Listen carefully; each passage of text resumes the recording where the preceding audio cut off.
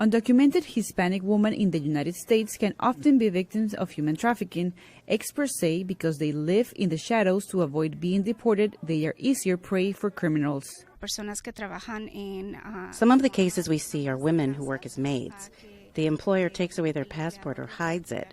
They don't let them communicate with their family, and most of the victims we see are Hispanics. Heidi Alvarez is the director of social services at SAFE, a University of Maryland initiative which supports victims of labor exploitation and human trafficking.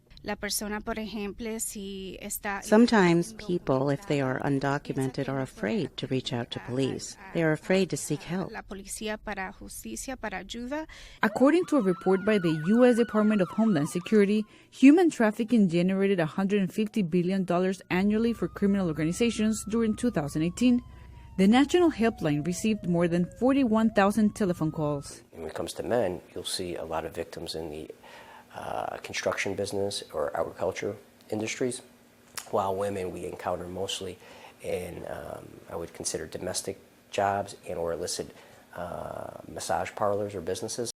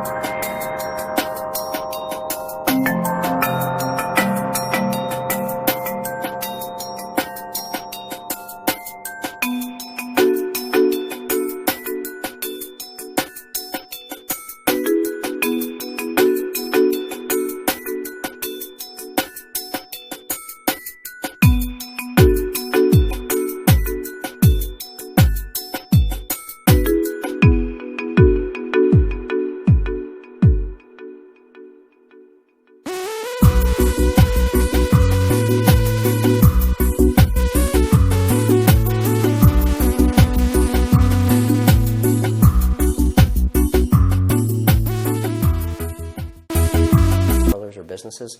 Joe Geronimo, Deputy Secretary of the Department of Homeland Security Investigations, underscores the point that immigrants without documents are more vulnerable. That is an area that human trafficking organizations will exploit because of their vulnerability of being exposed to law enforcement because of their immigration status. Again, that is something they see as a weakness and again, will prey upon. In Montgomery County, Maryland, which has a high Hispanic population, local lawmakers say it is extremely important to talk about the issue.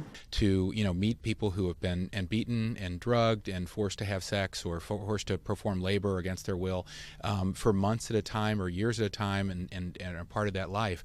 They need a lot of support from us, and the public needs to become aware of the signs of it so they can bring it to the attention of our law enforcement and our county government. Authorities also warn about the need to be careful with social media. They say many criminal gangs use online tools to promote non-existing jobs as a way to lure potential victims. Cristina, Caicedo, Smit, VOA News, Washington.